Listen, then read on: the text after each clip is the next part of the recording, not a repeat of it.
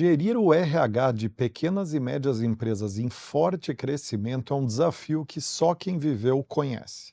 Na maioria dos casos, não tem grandes orçamentos, não tem grandes equipes, mas a cobrança é muitas vezes até maior do que em grandes corporações. No Gestão de Pessoas dessa semana, chegou a hora de você conhecer um dos principais cases de gestão de RH de PMEs de 2025, desse ano, o case da Gabriele Reis, Head de RH da States Media, que foi contratada pela empresa há pouco menos de um ano, com a ajuda da Easy Hire, né, consultoria de Executive Search da The For Sales Company, especializada em vagas de RH, e que nesse pouco tempo já conseguiu estruturar vários processos, entregas super consistentes, e que inclusive chegou aqui no programa por uma história muito curiosa, que foi outros clientes começarem a pedir o perfil da Gabriele, né? Então, eu gostaria de uma gestora de RH parecida com a Gabriele. Então, está aqui a Gabriele para a gente conhecer como que ela fez todo esse processo de estruturação do RH. Então, se você trabalha no RH de uma PME ou está numa grande empresa querendo aprender a fazer mais com menos, está no episódio certo, então fica com a gente até o final e aproveita e segue nosso podcast.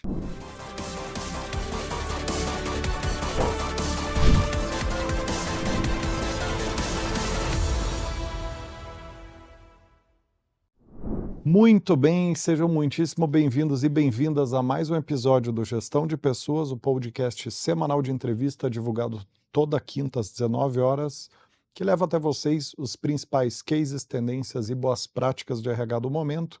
Podcast que já está no ar há mais de 5 anos, né, com mais de 200 episódios. Hoje já é inclusive a maior biblioteca de cases de RH do país, tá? Então, para quem é novo ou nova por aqui, o podcast é um oferecimento da For Sales, uma das empresas do nosso grupo, que é a maior consultoria de Executive Search de vendas e marketing da América Latina, e apresenta este programa. Bom, agora sim, queria começar dando muito boas-vindas a Gabriele. Como é que você está, Gabriele? Tudo bem? Beleza. Primeiramente, muito obrigada pelo convite, é uma alegria imensa, estar aqui com vocês hoje, receber essa introdução tão generosa ali, saber que eu tenho construído e inspirado ali outras empresas a buscarem uma Gabriela ali no time, então estou bem feliz, é algo que me emociona realmente de verdade e me dá ainda mais propósito para viver ali de RH, então estou bem contente, muito obrigada mesmo pelo convite.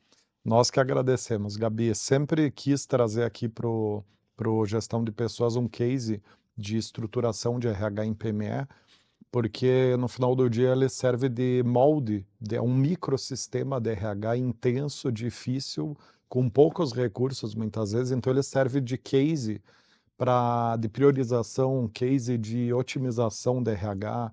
Então eu sempre quis trazer um case do tipo aqui e estou muito feliz de estar trazendo você. Então, tenho certeza que vai ser um papo super legal.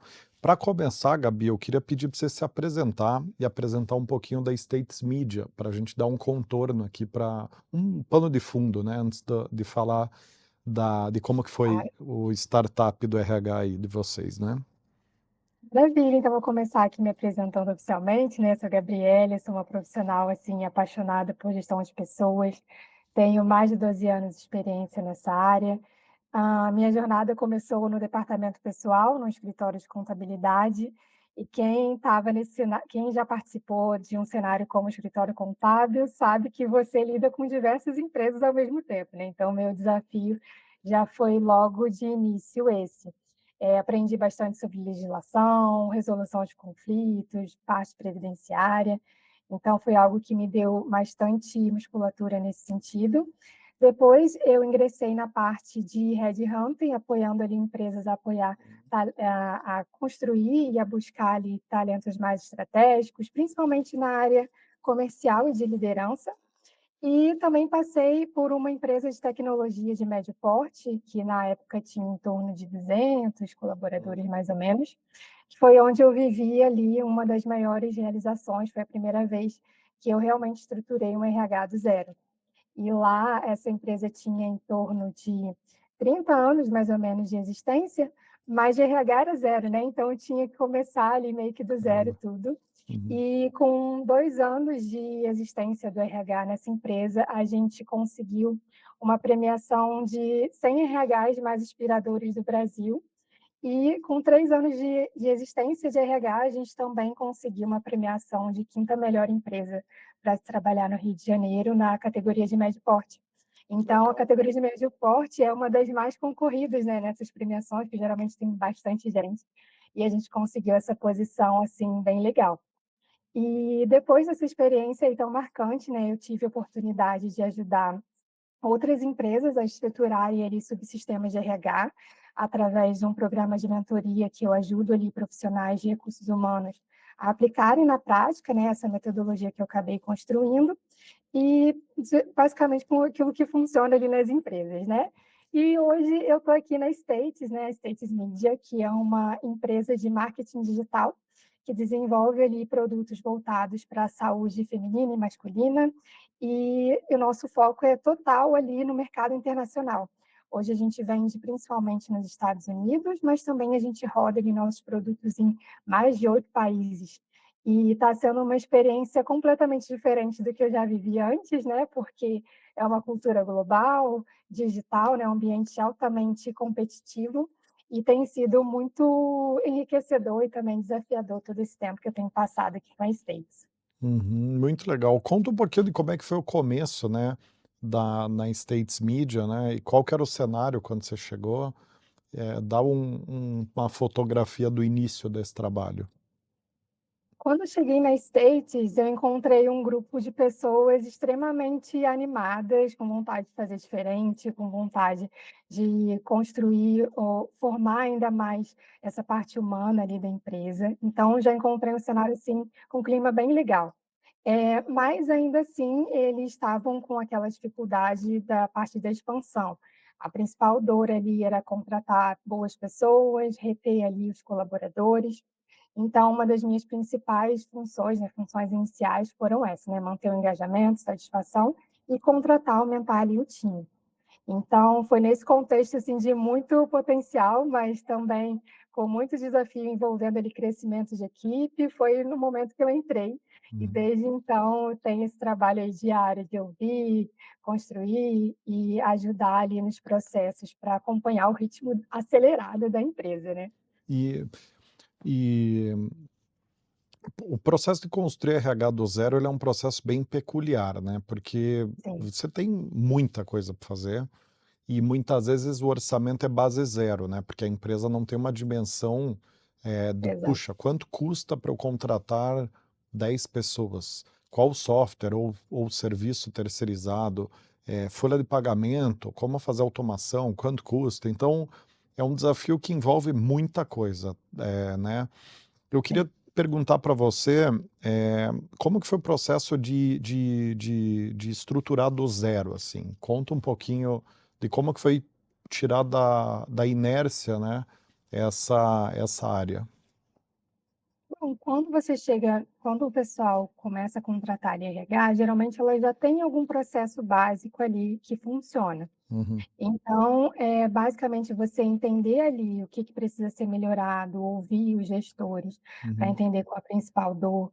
Tem muita gente que pergunta assim: "Ah, o que que você precisa fazer primeiro para quando você é contratado, qual a primeira coisa que você precisa implementar?".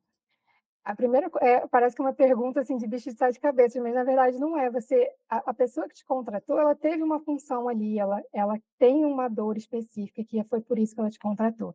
Então a primeira coisa que você precisa implementar é justamente aquela dor ali inicial do seu hum, empregador. Então é legal você fazer essas perguntas que são estratégicas para você já gerar valor logo de cara. uhum, Teve uma empresa, né, que eu trabalhei, que a dor dela principal para ela criar um setor de RH, era justamente porque as pessoas eram alocadas no cliente, não tinha conexão com a marca, acabava tendo um turnover muito alto, o clima não era bom. Então, o foco principal naquela para gerar valor logo de cara, era justamente focar nessa parte do clima, entender ali por que que as pessoas não estavam se conectando. Na States, por outro lado, foi um case que eu perguntei: "Tá, a gente está me contratando, e aí, o que que você gostaria de por que você está me contratando? Qual é a sua principal dor ali nessa parte de pessoas?". E era justamente essa parte de contratar, a gente precisa de mais braço, então precisa que você feche ali algumas vagas.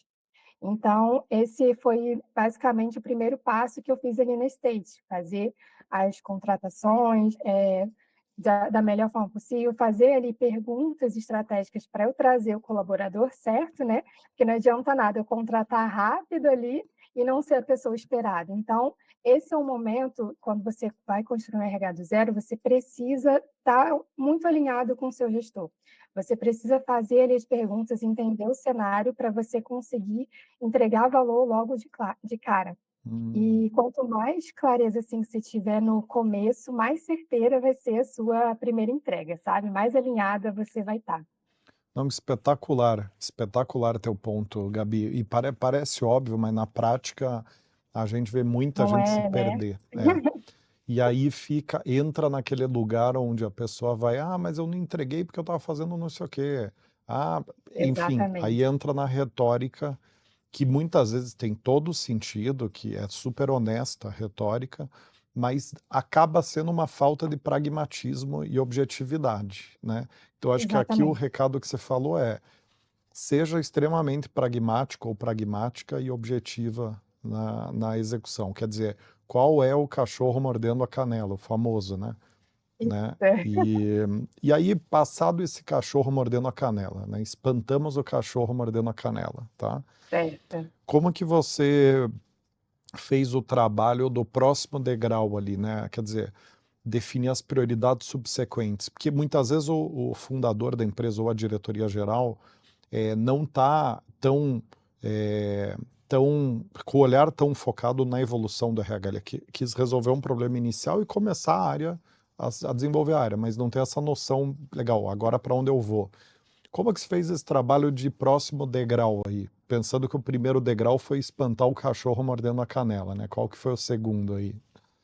É, como o cachorro, né, mordendo a canela aí, foi a parte de contratação, nesse caso da States, o próximo passo natural acabava sendo o onboarding, né. Então foi Uhum, ali que eu acabei, já tinha umas como eu falei, né, já tem uma estrutura de assinar o contrato, toma o seu login, sua senha, mas, você ser atenta ali aos detalhes para fazer com que essa experiência seja realmente ali transformadora, que a pessoa já chegue conectada ali com a empresa, foi o próximo passo ali natural por conta da minha primeira missão ter sido fechar ali as uhum, vagas. Mas eu entendo que de forma geral, um ponto que você precisa se atentar ali nas pequenas e médias empresas, é de você fazer ali os registros iniciais, sabe. Tem muita gente que consegue faz a promoção, faz a contratação, mas quando você quer perguntar ali: "Ah, quando foi a última pessoa que foi contratada? Quando foi a última promoção?", não tem nada registrado. hum, Então, é muito importante nesses passos iniciais ali, você fazer os registros, você, mapear ali tudo, sabe, para você conseguir também ter insumos para propor melhorias.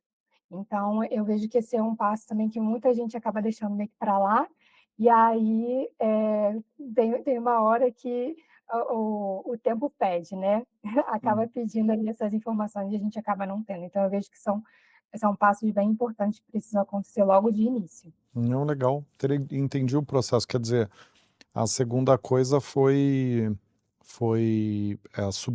foi consequência da primeira, né, e Sim, natural, porque também não adianta contratar muito bem e a pessoa não entender o que ela tem que fazer e, portanto, aumentar a chance dela se desengajar. Então, aí exato. se passou por uma construção do onboarding, né. E aí, Isso. passado esses 2 processos, né, leia-se, executar os recrutamentos e estruturar um bom onboarding, chegamos num ponto ali, certamente, onde você já está com atividades relevantes, né, porque você está recrutando, você está onboardando, né.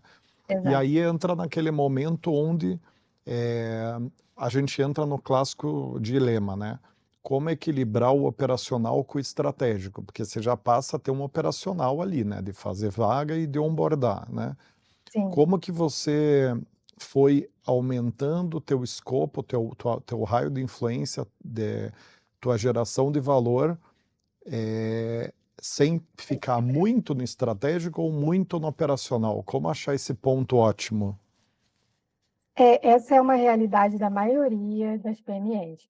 que é o RH ficar muito tempo ali na mão na massa, né. E o diferencial é justamente você fazer essa parte operacional mais com intenção.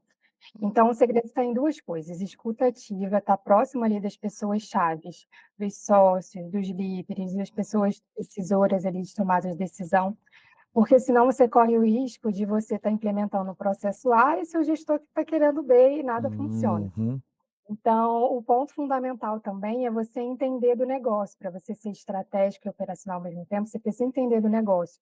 Por exemplo, quando eu entrei na States, eu não sabia nada do mercado digital, para mim era novo completamente. Então, o que que eu fiz? Eu fui estudar, eu fui pesquisar como é que era esse modelo de negócio, fui estudar os concorrentes, perguntei para os meus gestores quem são os nossos concorrentes. Se eles não soubessem responder, eu iria atrás disso. Fiz benchmark com outras pessoas de RH também, que estavam no mesmo nicho. Isso me ajudou a criar soluções, assim, mais com a realidade ali da empresa. uhum, Então, o equilíbrio ali entre operacional e estratégico é justamente isso, é transformar cada tarefa ali operacional numa oportunidade de gerar algum valor. Um uhum, exemplo que eu posso dar, que é bem operacional, abrir uma vaga super operacional. E como que eu consigo mostrar, valor, como é que eu consigo trazer isso pra forma estratégica? Ao invés de eu colocar ali só os requisitos da vaga e publicar a vaga e acabou, o que que eu fazia? Eu realmente ali vendia a empresa, falava como que era a nossa cultura, como era o nosso clima, quem era a gente, por que que era bom ser um stater. Lá a gente chama os colaboradores de stater, né, então por que que era bom ser um stater. Então transformar essas tarefas operacionais em intencionais, né, em trazer conexão. Um outro exemplo curioso, né, que aconteceu esses dias, que eu precisava enviar um forms ali e recolher algumas informações, né, a RH dando um forms. E aí a gente foi lá, enviou um forms e como que um forms também, super operacional. Mas eu trouxe alguns elementos ali que casavam também com a cultura da empresa, para que o forms não fosse algo chato e assim, longo de se fazer. Então, quando eu mandei esse forms para o pessoal, vieram vários comentários assim: "Ah, minha foto está lá", né, que eu botei a foto dos colaboradores. "Ah, minha foto está lá", virou meio que famosinho, né, que apareceu no forms da RH. Então, uma coisa que era uma coleta de dados virou um momento de engajamento, virou um momento ali de cultura. Então esses pequenos rituais, esses pequenos detalhes, é o que forma o operacional e estratégico a todo momento. Então você não adianta, né, no fim das contas o operacional sempre vai existir, mas a forma de como você executa, né, a forma que você, faz intencionalmente, demonstra ali o quanto que a cultura e a estratégia está ali por trás de tudo que você faz. uhum. Interessante teu ponto aqui, porque você, né, falar de escuta ativa é emblemático, porque a gente escuta muitas histórias de executivos em geral, eu não estou me limitando a RH, mas no geral, de antagonizar, né? Quer dizer, falar, puxa, mas o meu gestor não sabia nada de RH, e aí não me deixou fazer o que tinha que fazer, né? Quer dizer, antagonizar com o líder ou com a empresa, né? E aí, quando você fala de escuta ativa, me ocorre o seguinte, quer dizer, a importância da pessoa ter o pragmatismo de entender o que é valor para a pessoa e para a empresa naquele momento, né? Porque uma coisa é o valor teórico, outra coisa é o valor prático, né? Na teoria, é, a gente precisa estruturar um RH maravilhoso, 360 graus, que chuta a cabeceia, defende o gol, que tem software para isso, software para aquilo, IA e tudo mais. No mundo prático, qual o tamanho da empresa, qual o desafio da empresa, qual o nível de maturidade do líder, o nível de as prioridades do líder, e aí Exatamente. sim vem a entrega do RH. Porque se o RH também se coloca na frente do líder, em definir a pauta, eu acho que, além de ser Fica uma, desconexo, né. além de ser uma falta de pragmatismo, é quase uma falta de sabedoria, né? Porque você não está entendendo o funcionamento da coisa, que é o quê? É o RH talvez começar resolvendo o problema para depois propor soluções, né? Hum, exatamente. É muito simples, né. O pessoal às vezes quer já entregar uma coisa super mirabolante ali, mas às vezes não é aquilo que a empresa está precisando naquele momento. Então você precisa fazer as perguntas certas, precisa ouvir atentamente e entender os detalhes, né, porque às vezes a pessoa não vai falar: "Eu preciso de uma pesquisa de Hum, clima". A uhum, pessoa vai falar: "O clima não está legal". Então você já tem que se ligar que é a pesquisa de clima, você vai construir esses dados ali para propor uma solução, entende? uhum, legal. E Gabi, você lembra nesse início, né, você lembra de uma decisão que foi um divisor de águas ali da tua para gerar esse resultado? Quer dizer, uma situação emblemática ali que você tomou um determinado caminho e você entende que isso fez a diferença para ter chego onde você chegou? Olha, logo assim que eu entrei, eu implementei uma pesquisa de clima também, né, depois que Uhum. eu fui lá e fechei as vagas, né. Eu fui e implementei ali uma pesquisa de clima e quando eu entrei na States, tinha bem menos colaboradores que a gente tem hoje, então eu consegui realmente fazer o one on one com todos os colaboradores, todas as pessoas da empresa. Então isso foi um divisor de águas, assim, muito marcante, porque eu consegui entender ali o que que as pessoas queriam. E tinha muitas das coisas que saíram dessa pesquisa de clima que talvez se eu não fosse lá perguntar, elas jamais chegariam até mim para falar. Uhum, Então essa iniciativa transformou, essas informações em coisas mais ricas e mais palpáveis para a gente poder transformar em plano de ação. Então muitos projetos que a gente implementou depois, né, as demandas surgiram através dessas conversas. Então depois você fala assim: "Ah, qual que é as próximas ações?". De acordo com a pesquisa de clima, as próximas ações são essas. hum, Então surgiram várias necessidades ali, inclusive as pessoas estavam tão engajadas naquele primeiro momento de: "Caramba, vou falar com a RH e tal", que propuseram melhorias, assim, até do próprio negócio, sabe, nem era uma coisa do setor dele, uma dor do setor dele, até do próprio negócio. Então foi um momento que ficou claro, assim, para mim que o RH precisa buscar ali as dores, porque muitas vezes o gestor ou o próprio colaborador não vai saber exatamente o que vai pedir.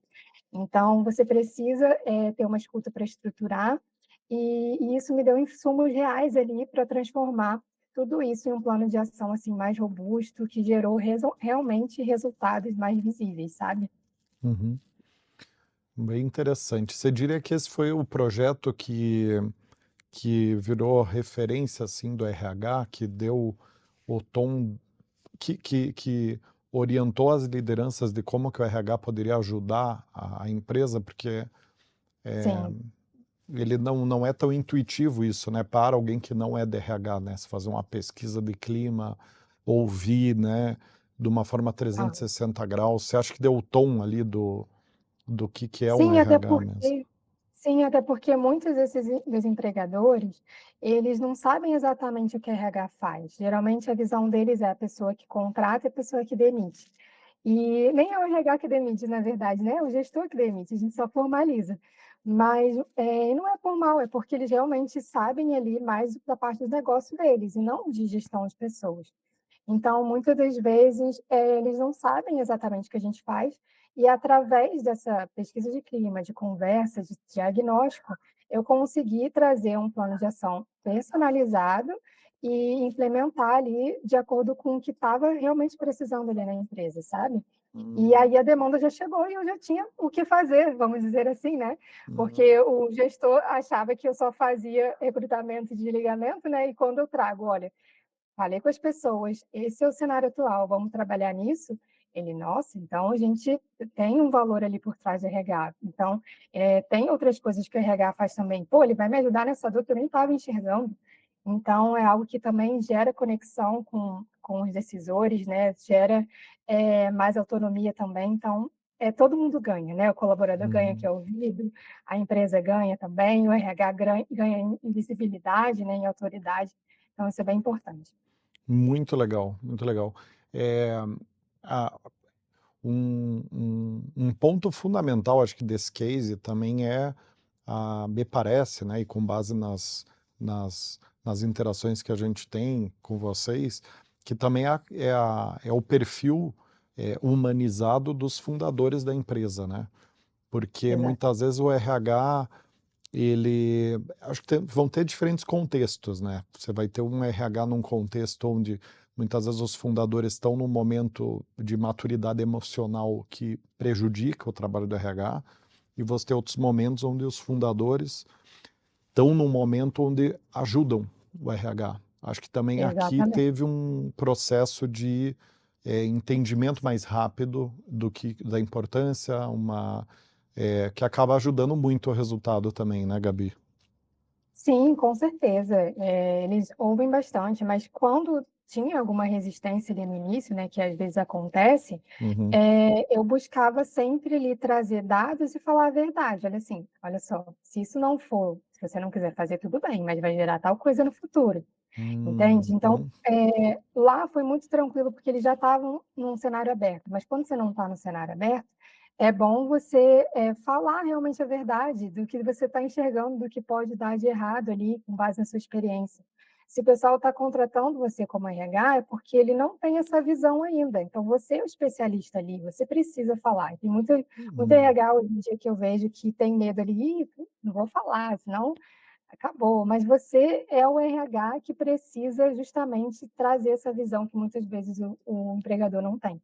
Então, quando eu tenho algum tipo de conflito nesse sentido de, o gestor não está tão ali aberto, eu procuro trazer o máximo de dados ali para mostrar o porquê que é o ideal fazer daquela maneira e quais são os riscos da gente não fazer. Uhum. Não, muito legal.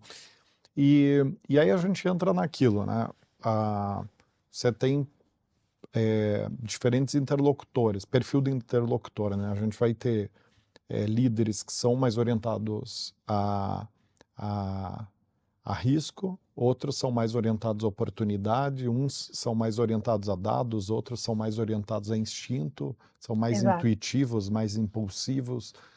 Eh, mas uma coisa é fato, né, quando você tem dados, é um conjunto de dados ali, é muito mais fácil convencer. Aí eu queria te perguntar, qual que você diria que são o que é o painel básico de indicadores de um RH de uma pequena e média empresa, assim? O que você diz que é o básico que nós precisamos controlar? Ah, maravilha, é uma ótima pergunta. Eu sempre falo que você só consegue provar que o RH está contribuindo ali para o crescimento da empresa se você tiver dados. Então, ter provas ali concretas nisso. Então, lá no começo, quando eu cheguei, a primeira coisa que eu fiz foi fazer perguntas, fazer um diagnóstico real, para justamente, depois de um tempo, mostrar ali, olha a evolução de todas essas coisas. Então, inicialmente, a gente via tempo de fechamento de vaga, tempo de turnover, quantas pessoas estão saindo por desligamento, pedindo desligamento, tempo médio da pessoa nas empresas, nota também da pesquisa de clima, né, NPS, satisfação ali dos colaboradores, o feedback também da pessoa que está se desligando. Já teve alguns casos no sentido que, antes de eu entrar, os feedbacks de desligamento era a pessoa super revoltada por estava sendo desligada. E hoje a gente tem casos de a pessoa agradecer por tudo que foi feito, gostou bastante, só que estava em um outro momento, queria uma outra oportunidade e saiu. Então, todos esses indicadores você consegue mapear. Então, turnover, clima, engajamento, headcount também, a States, antes de eu entrar, ela tinha uma quantidade X de colaboradores, hoje ela está 2x. Então, assim, headcount também é algo que você consegue comprovar ali, retenção dos colaboradores, esses são os indicadores, assim, bases, como você consegue mensurar fácil ali, e já traz um valor de percepção ali muito grande, sabe. É importante você ter esse olhar, analítico desde o início. Porque se você não mede antes, você não consegue depois comprovar a evolução. Uhum, maravilha. E que conselho que você daria para as empresas de grande porte, em termos de gestão de RH, né? Que você Bom, observa, assim, onde que você identifica que estão os maiores erros dessas empresas? olha, não é uma regra, não é Hum. uma unanimidade, mas algumas coisas que eu vejo das empresas grandes é delas quererem parecer mais do que é a realidade, de fato. Hum. Então, correr atrás ali de premiação, de campanhas ali bonitas e tudo mais. E como ela já tem uma marca consolidada, né, então se a pessoa não se adaptar, beleza, a gente vai substituir por outro, porque nossa marca é consolidada, então vai ter outras pessoas querendo trabalhar aqui. E nas empresas menores é completamente diferente, porque a marca ainda está em construção. Então esse cuidado da cultura precisa ser diário, precisa ser verdadeiro. Uhum, Então a gente precisa construir ali aquele trabalho de formiguinha, sabe, de verdade, de fazer ações ali que realmente impacta na vida das pessoas.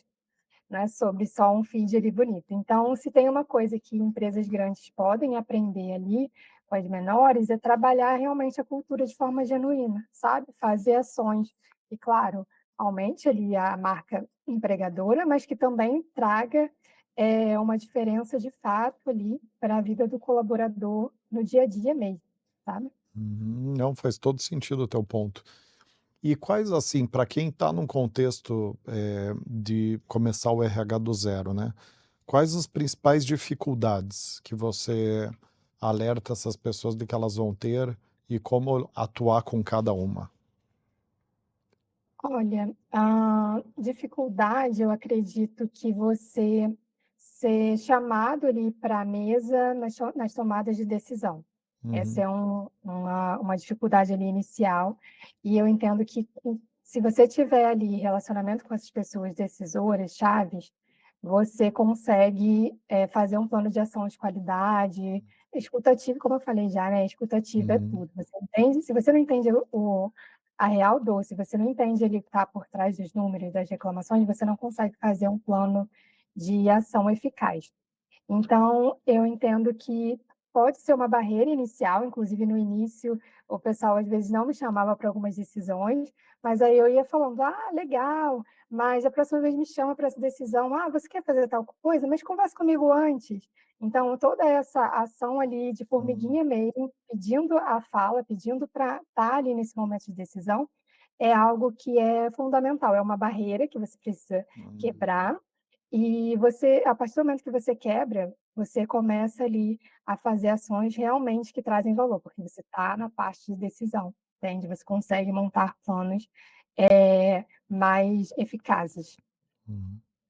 Que outros pontos que você destacaria, assim, de dificuldades que você ou melhor, né, além dessa essa dificuldade, na verdade, vira quase que uma dica, né, no sentido de, encontrar o seu espaço no lugar de decisão para estar ajudando no estratégico e vendo panoramicamente o negócio. Além desse ponto, que outras dicas que você daria para as pessoas que estão começando o RH de uma empresa, e querem ter esse sucesso, né? Hã, eu acho que eu já falei aqui, né, mas é essa parte de realmente de escuta ativa, de Uhum, colaborar, de fazer perguntas constantemente, de não ter vergonha de fazer essas perguntas, para você realmente ali propor algo personalizado, algo que faça diferença, que tenha a ver com a cultura. Não adianta nada você querer fazer coisas informais se a empresa é formal. Não adianta você querer fazer coisa formal se a empresa é informal. Então, essas dicas, assim, que você precisa captar, você precisa entender do negócio, você precisa pesquisar. Então acho que é um mix de todas essas coisas, sabe. uhum. Muito bem, Gabi. Puxa, que bacana aqui a conversa. Eu tenho impressão que a gente se ajudou a construir um playbook aqui de como gerir RH, como começar o RH de uma PME, e até te sugiro escrever um livro ou alguns materiais nesse sentido. Anotado, pode É, deixar. porque acho que você trouxe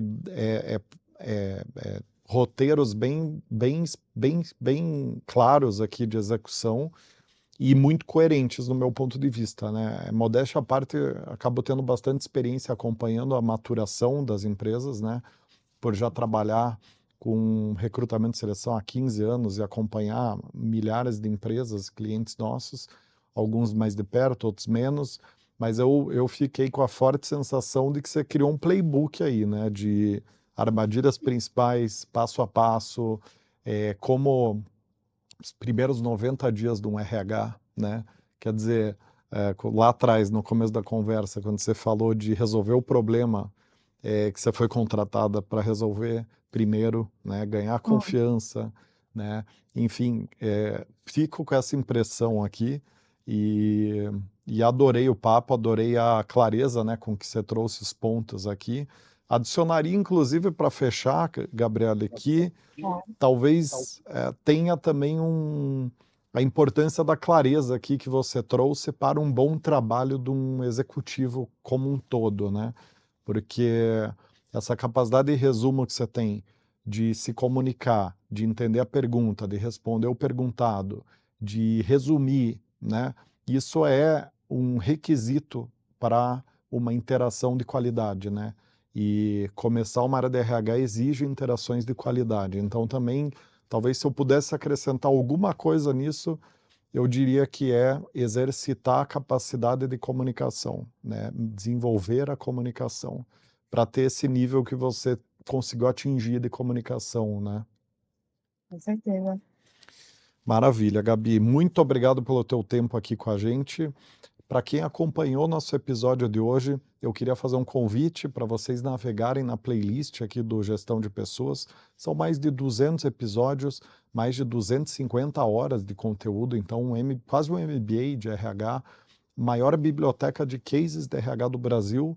Então, não tem por que vocês não, quando tiver algum projeto para tirar do papel no RH, pesquisar os cases em relação àquele tema que a gente já trouxe aqui e usar nossa biblioteca de base de pesquisa para os assuntos de vocês. Então, fica o convite para navegar na nossa playlist e, para finalizar, muito obrigado por estarem acompanhando até aqui e até breve, tá bom? Um abraço, Gabi, um abraço a todas e todos e até o nosso próximo episódio.